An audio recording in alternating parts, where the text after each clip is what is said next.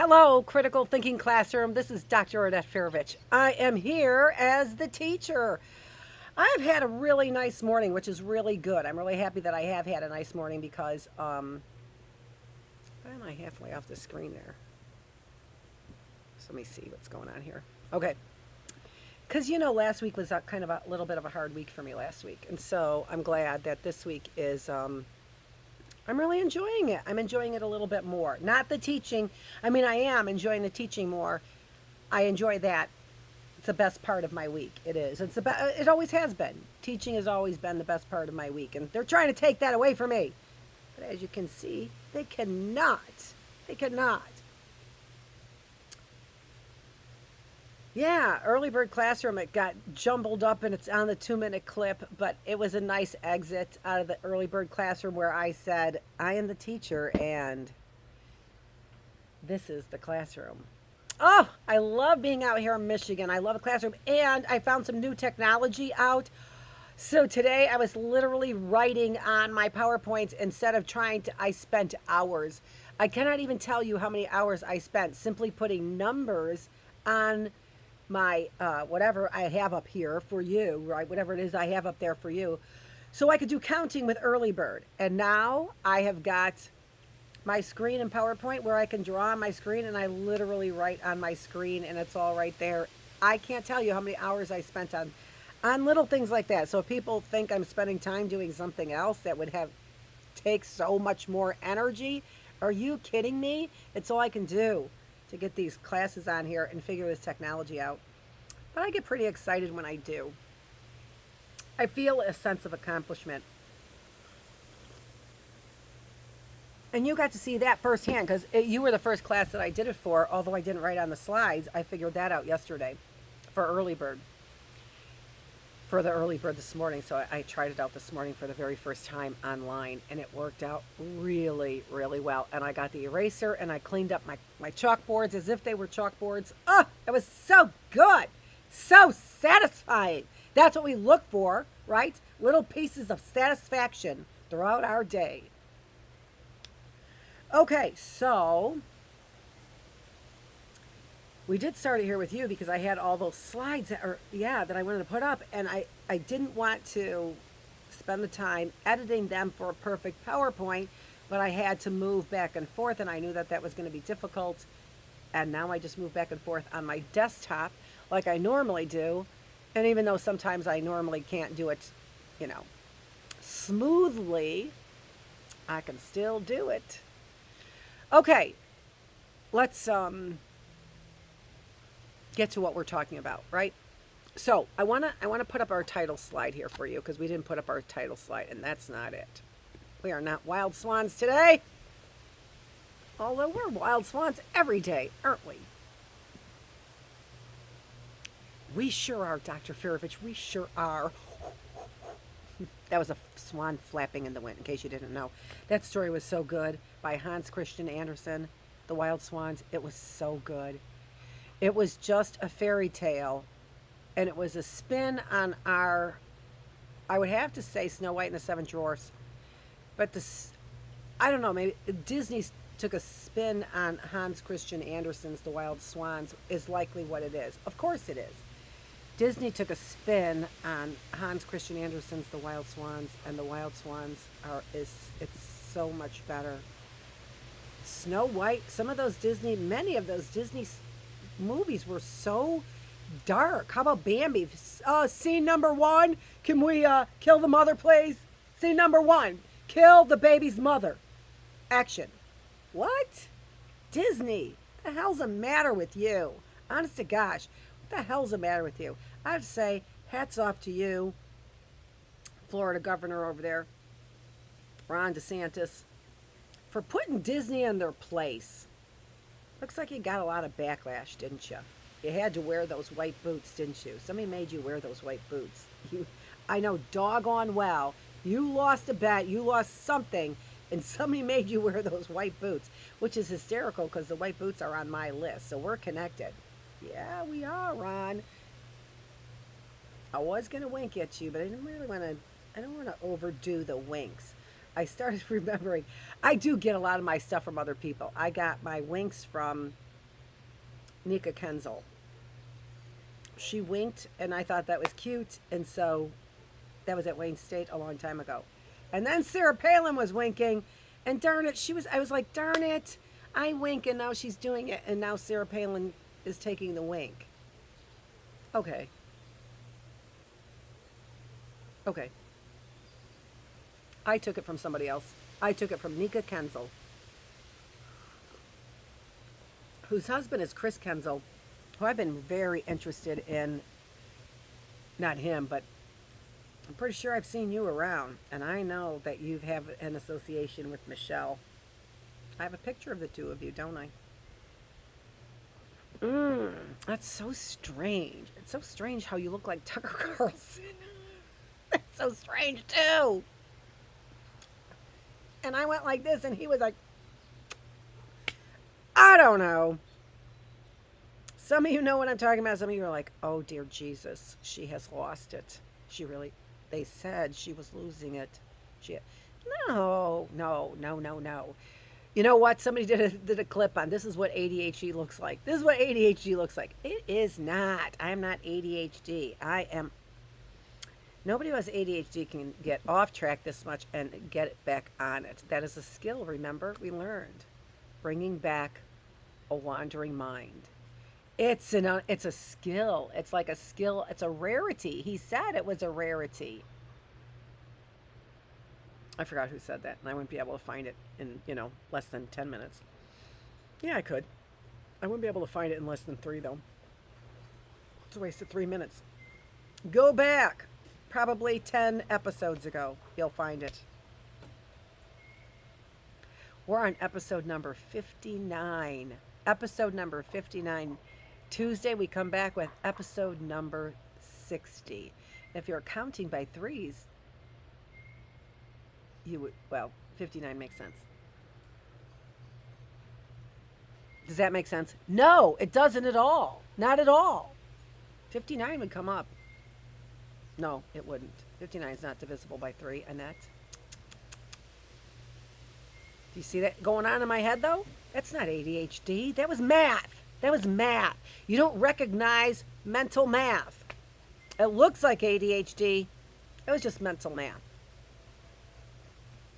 How does she get those talents? Well, 2 things. DNA and environment.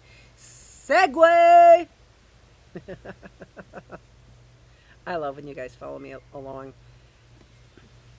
And I'm actually really enjoying, I guess maybe, I don't know, that my bird over there. I used to whistle to that sound, but I can't whistle anymore because I haven't practiced it in a while. But I did used to whistle that sound to that bird. I don't know if it's a bird call or somebody else calling. I have no idea. But the bird would whistle, and then I would whistle. And then the bird would whistle, and then I would whistle. So we had a little bird affair. See, hear it? Right there, that one.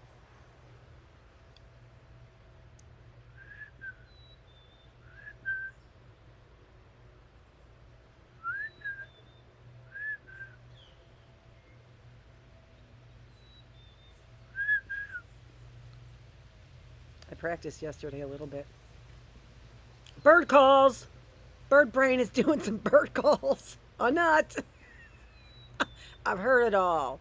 I made a steal. This is not where we're at, but that was our Bookless classroom. It was really good today. Genes, shared and non-shared environment. So let's take a little peeky. Seriously, did she just say peeky? That comes from my mom. So if I think that comes from my mom, she said, which is, in general, really bad jokes. Like really bad, like that. Peeky. Let's take a peeky, like that. It's like the really bad joke that came into your head, she would say it, right? She would take advantage of something that would be said, and then she would make the joke that came into your head that you knew was a stupid joke. My mom would make it. So, is that genes or environment? And think about that. That it's critical thinking. We need to think about this as we dive into the facts a little bit more. That's another thing I hear all the time, sirens that go nowhere. Like sit there for about a minute and a half and then all of a sudden they kind of have this fade out. It's annoying. It's annoying. Is that supposed to be the what unit? Or is she going to say it on air? I don't know.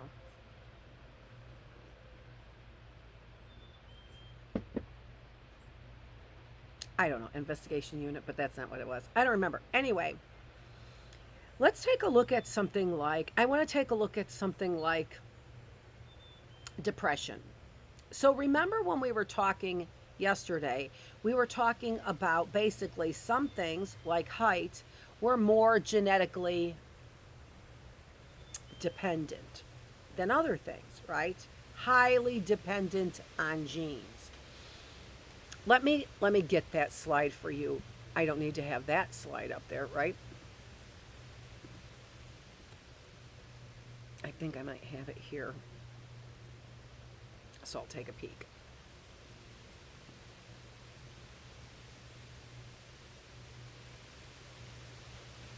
I do.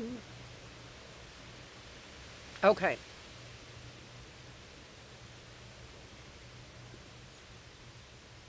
So, this isn't the slide I want, though. And I don't want to lose my train of thought, because I could, as you know. But I'll get it back. But I just don't want to, because we've lost time here. So, I am looking for... Oh, that's nice. I can see I'm on the air doing that. Oh.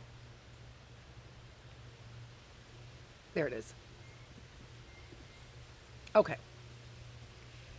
Now,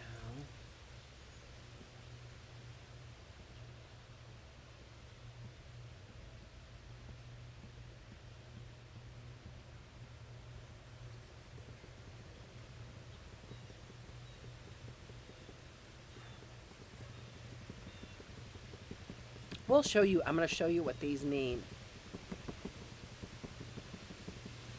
Oh, it's not on this one.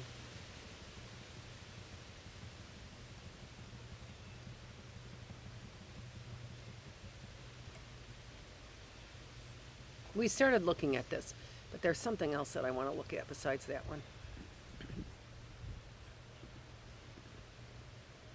There we go. It's on this one. So there were our dominant traits. I was thinking, were you thinking, how do I get blue eyes then? Were you thinking that? How do I get blue eyes then? 2 recessive genes, right? 2 recessive genes. You have to have, so for me, I have dark brown eyes, right? So, for me, I had to have one parent with dark brown eyes in order to have this. Well, I have 2 parents. Both of my parents have dark brown eyes. Okay, so does that mean that they do not have a recessive blue-eye gene? Does that mean they don't have a recessive gene here with, what else? Do I not have all of them there? I don't. Not the one I'm talking about anyway, which is...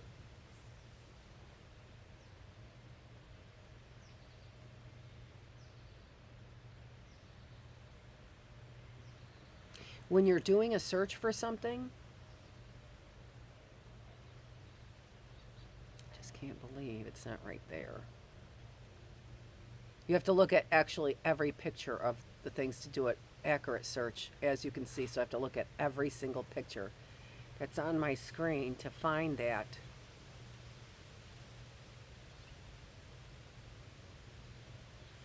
I don't know how it could call it up there. I don't think it could call it up there without actually being on my screen, but I'm not going to worry about that. We're going to find it.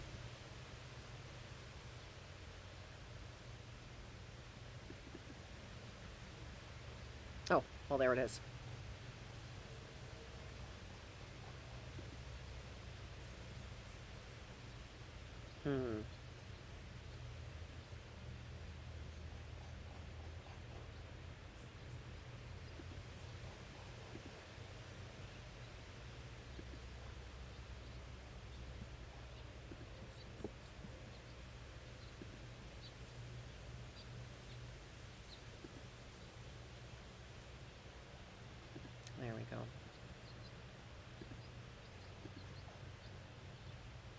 go. Okay.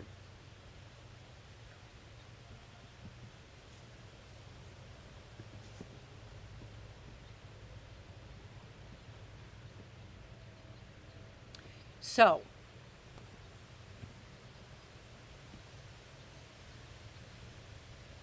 look at what I can do now. I can blow that right up that fast, right on my screen. I just love the new technology that I was learning. So we see here that there are differences in the genetic contribution made for any characteristic, right? And the more complex that characteristic is, so that, like intelligence, there isn't a single gene for it, so that there are many genes, it's obvious then that the more genes that are involved in a characteristic, the more likely it is that environmental conditions are also involved in that characteristic. Why? Because if there's an environmental, let's say that a gene has, let's say a characteristic is reliant on 4 genes, all right? So for each one of those genes, then there is an environmental component for gene number 1, for gene number 2, for gene number 3, and gene number 4. So for that characteristic, let's say it's intelligence, relies on those 4 genes, well, then you have to add the environmental conditions for each one of them that contribute to that, and you have more environment contributing, right? So the more complex a gene is, which personality characteristics are extremely complex, so we don't even know how the genes that personality characteristic like extroversion is dependent on. We don't know. We don't know that information. But we do know that the more genes it's dependent on, the more the environment influences that outcome or that behavior. So the more organic a trait is, like height or weight, right? The more organic that trait is, the more singular that trait is, the more it's going to depend on DNA, right? The more complex the trait is, the more that trait is going to depend on the environment. So let's think about that. If I have a trait like, I want to consider 2 traits. I want to consider the trait of depression, and I want to consider, it's not a trait, a characteristic, a disease, cancer. We're going to compare that to alcoholism. A disease, the disease of alcoholism, the disease of cancer, and the disease of depression. I want you to think about those while I see if there's any coffee left, or I'll get a water, which I could use anyway. Okay? All right, so I'll be right back. I'll blow that up a little bit for you. Let me, that's not what I wanted.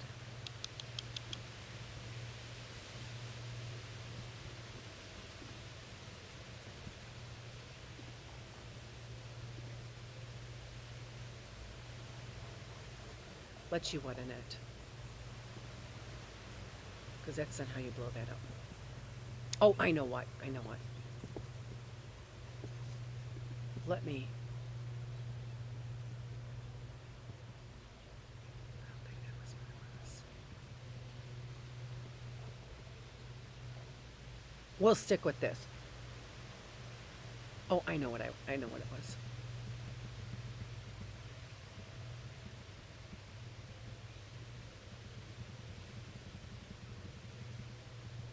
There it is. So here are the dominant traits and here are the recessive traits, right? So you can look at that while I go see if I have any more coffee. A close-up of that.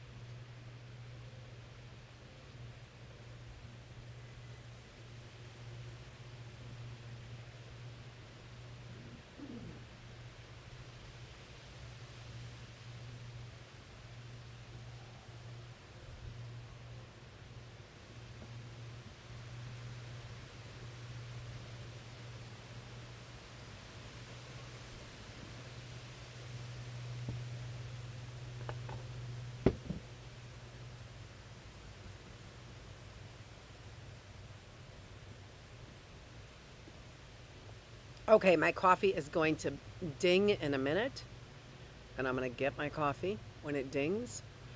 But that kind of hopefully gave you some information, and hopefully you were thinking about it, right?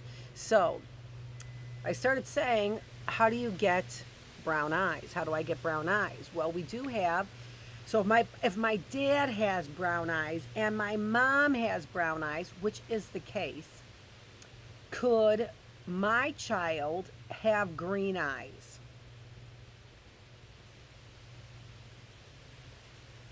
And he does. My grandmother has green eyes. So, what happens? My grandmother passed a green eye gene to my father.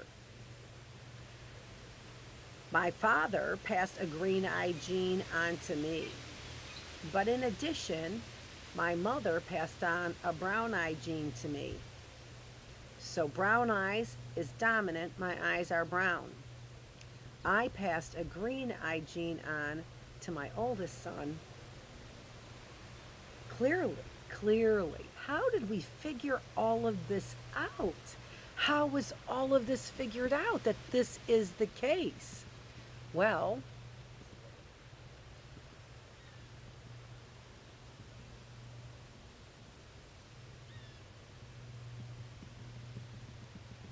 oh, that's not the one I wanted.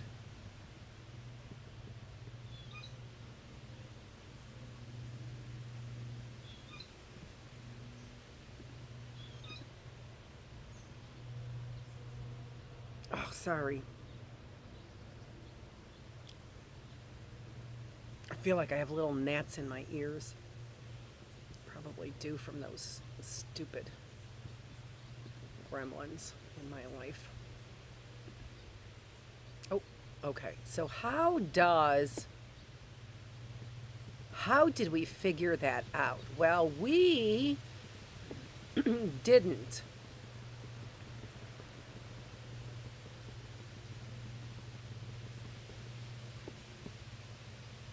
Come on, Mendel, where'd you go?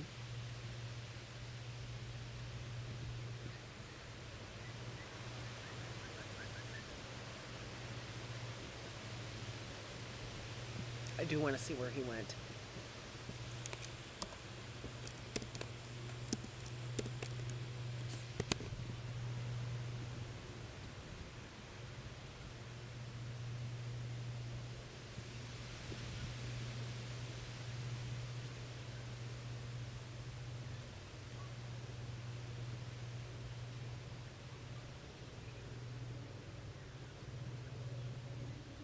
Okay, I see where he's supposed to be. He's supposed to be here. Which is where I had him.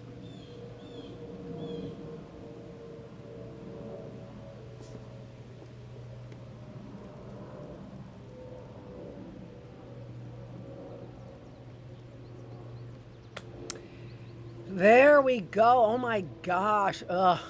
Okay. So, how did we figure this all out? Well, Gregory Mendel, and look at, you could see his birth date. So this is, we've had this figured out for a while.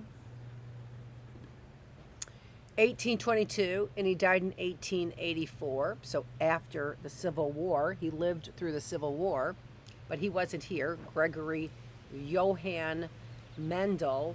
I think he was from Germany.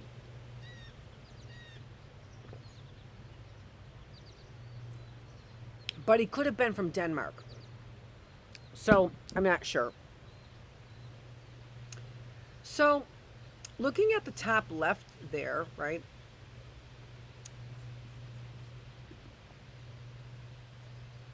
I actually want to get out of the PowerPoint slide.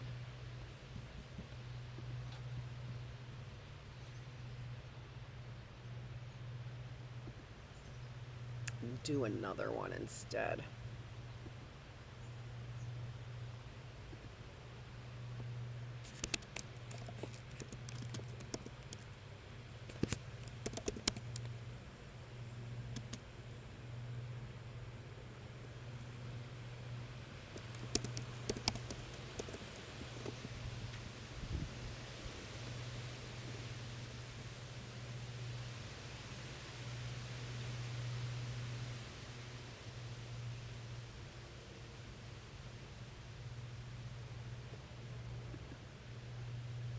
There we go.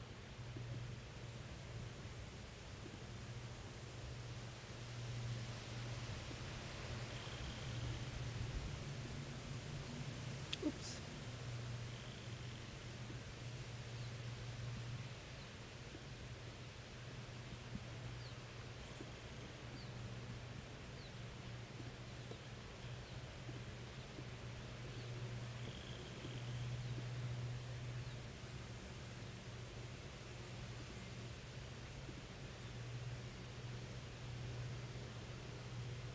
Okay, so I love doing that. I just do.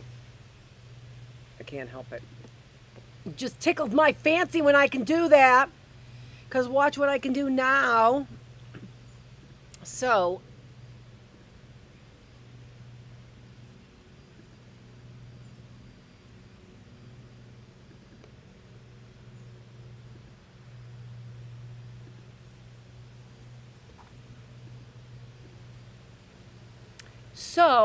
we start with both of our parents, and we have genes from one from our mom and one from our dad. And Mendel used peas, and he used other kinds of things. I think the other one was corn, something like that he used in his experiments. But the idea is the same for human beings. We could say, this is mom, who gave me the brown-eyed gene, which here is yellow. And this is dad, we could say, who gave me the green-eyed gene, which is green. The outcome for my son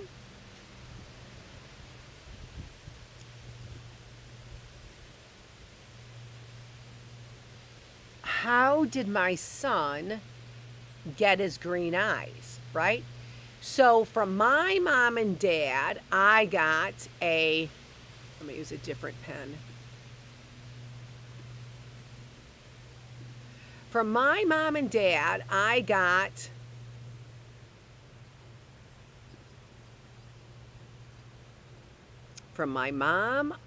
a brown eye gene. I'm going to put it up here.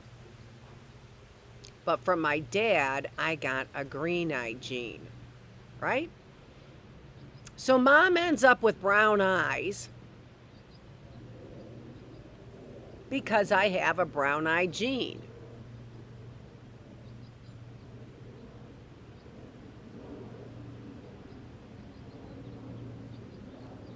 Right? But my son ends up with green eyes.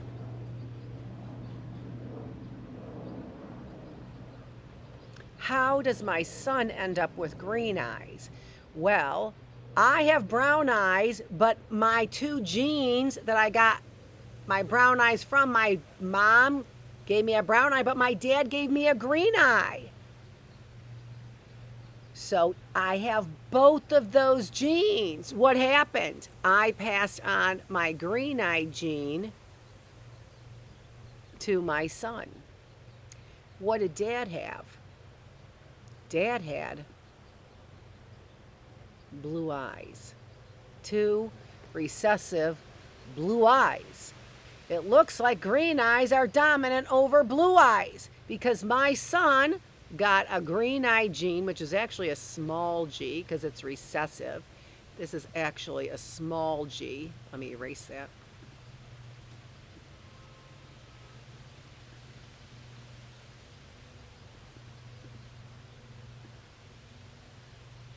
A small g because it's recessive. Okay? Remember, we had the capital A's and the capital B's for blood, type AB, right? Type AB. Dominant A, dominant B. Capital letters for dominant genes. Small letters for genes that are recessive, not dominant, right? Let me get that eraser again. Let me get a medium eraser here to make that a little bit nicer.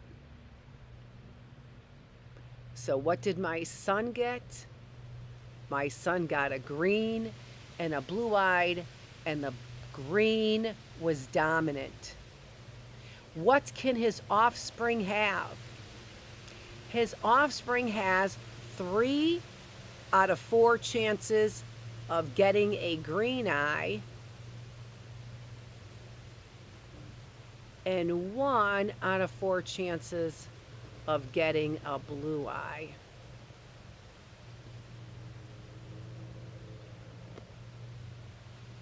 And that's how that works from Gregory Mendel.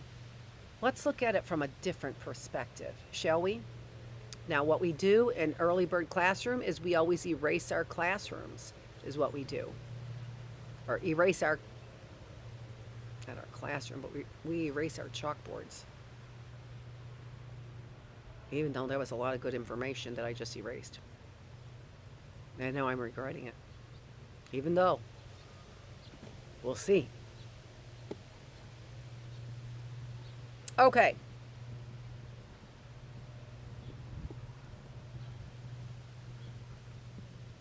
Let's look at the other one.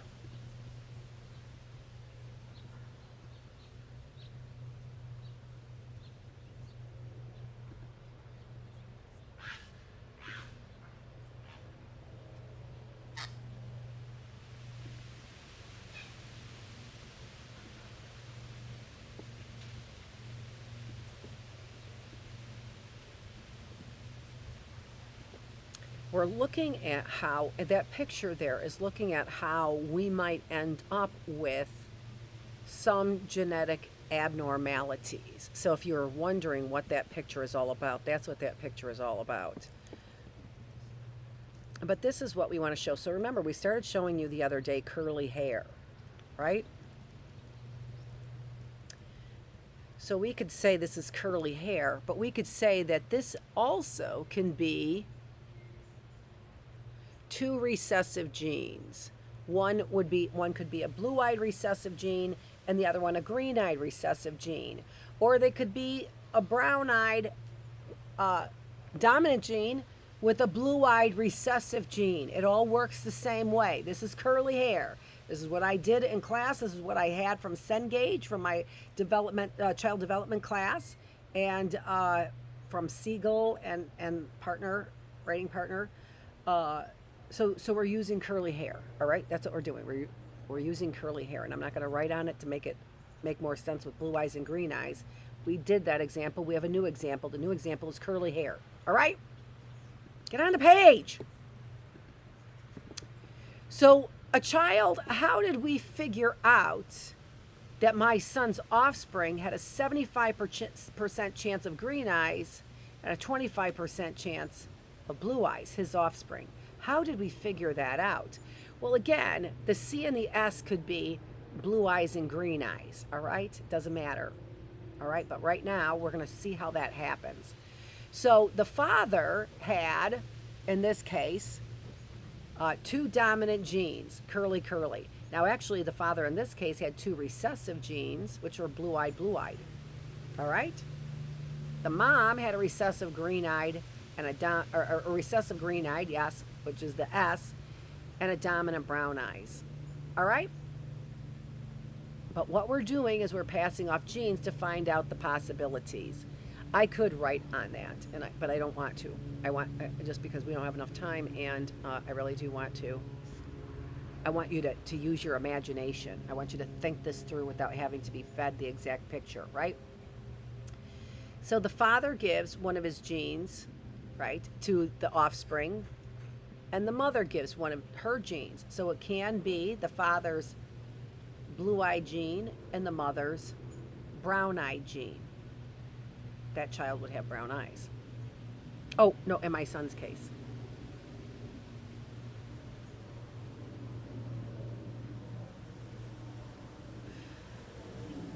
We don't know who my son's mating with. Well, I don't know her genetic. Actually, she has green eyes too. And her mom has blue eyes. They might have exactly the same genetic makeup. Green eye, blue eyes, recessive, all recessive. You can play with it. Let's do curly hair. And then you can generalize to whatever you want to generalize. So dad has dominant gene for curly hair. Recessive gene is the straight hair, right? Remember we talked about that. We showed that. That's when I went to go get my coffee. Oh, which I didn't get. But I did get some OJ.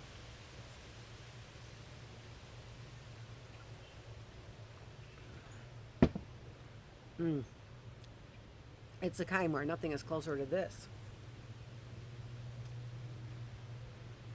than Tropicana. So I drink it. That's what their commercial said.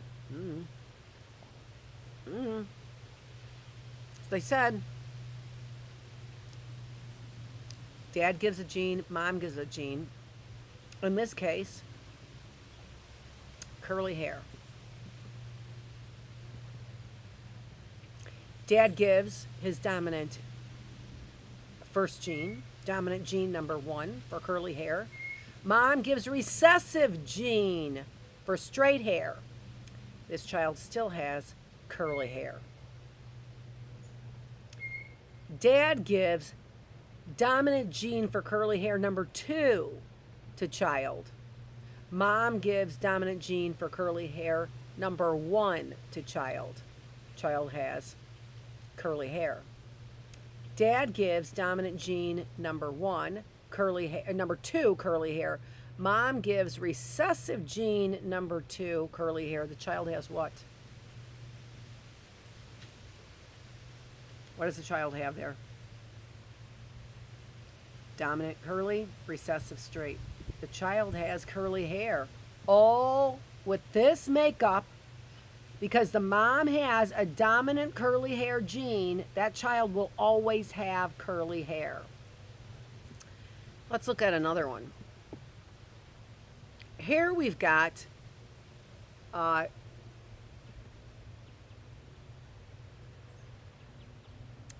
we've got Jenny with 2 dominant genes and Rob with 2 recessive genes, all right? So we could say this is, well, it's not exactly me. It's too bad. I think I do have that one there. I do. So let's take a look at this one. So let's say that because I have brown eyes, that I had 2 dominant brown eye genes. And my husband had blue eyes, so let's say that he had 2 recessive blue eye genes. What are the chances that my child will have blue eyes? Or 2 recessive green eye genes, right? Whatever. He has blue eyes, so it can't be that way. But you get the thing.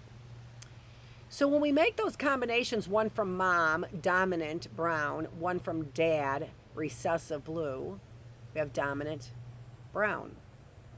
When we get dominant brown with recessive blue, we get dominant brown.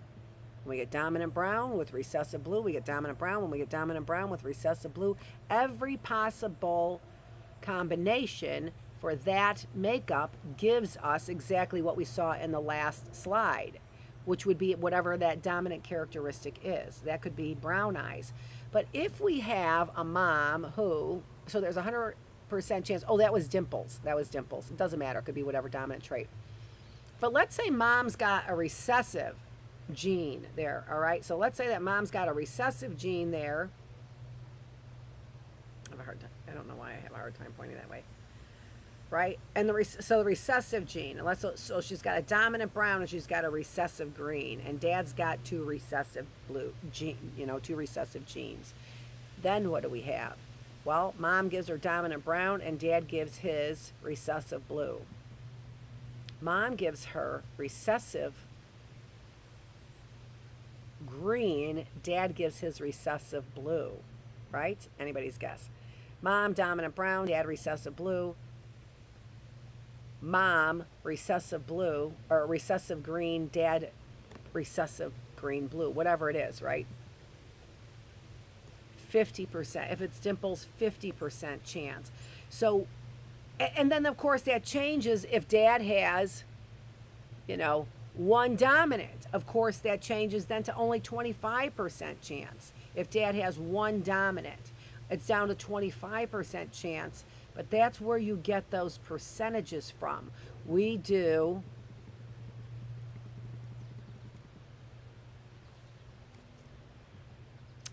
genes from 2 genes from our parents. So this is both parents have a dominant and recessive, right?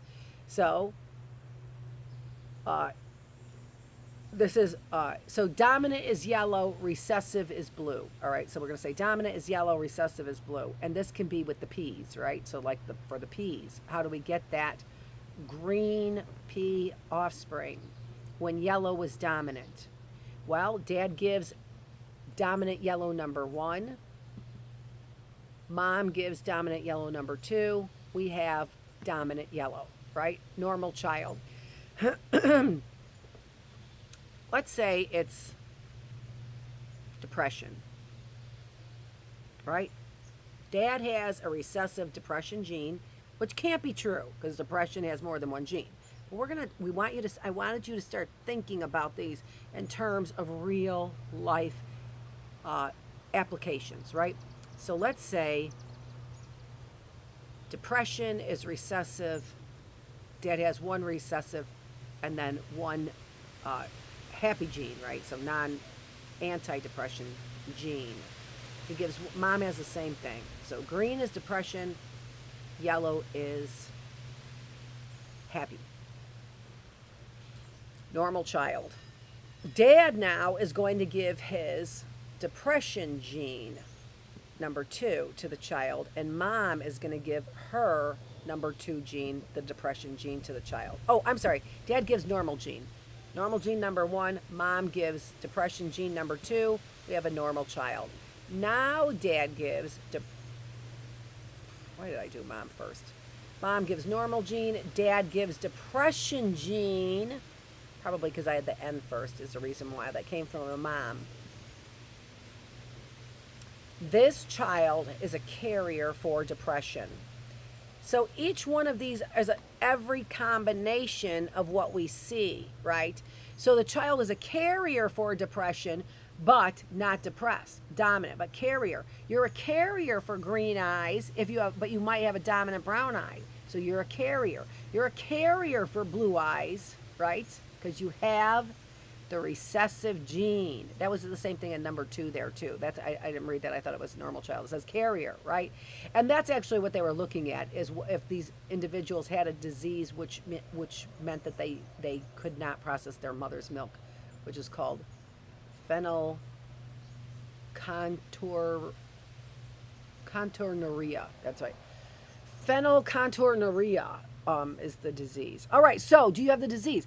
Again, what are we doing? We are thinking about the likelihood based on these gene factors, which are it's just math. It's just math whether we get that gene or not, right? It's math and it's chance. It's math and chance whether we get that gene or not. But we're talking about things that are complex like depression and, like I said, cancer and maybe even alcoholism. So we're going to end this with some thought about whether or not it's easy for us to determine DNA made the cancer, DNA made the alcoholism, DNA made the depression. Is that likely? What do you think?